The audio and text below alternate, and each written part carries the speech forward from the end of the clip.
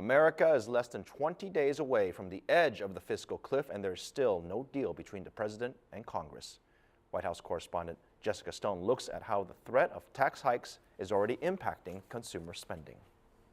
And Phil, Americans actually spend nearly $600 billion when it comes to just the winter holidays alone.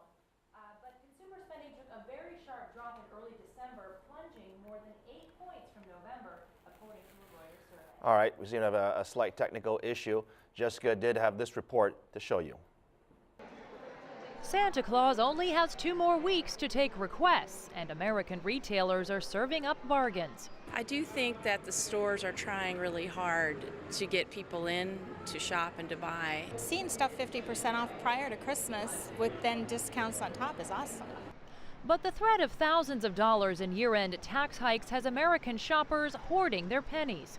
It has me worried, especially with the cliff coming soon, but I feel like obviously I'm going to have to cut back, but only to a certain amount. 9 city leaders have met with President Barack Obama, urging him to prevent the fiscal cliff. I do think that in areas like ours where things are going well, we'll fall right back into recession.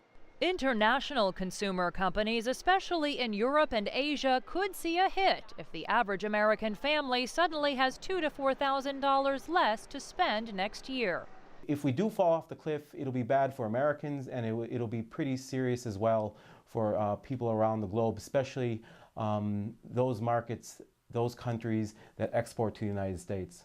Makers of high-end luxury goods may also suffer. Very big ticket items, people might be a little more worried about doing such a thing, especially when they might face a higher tax bill.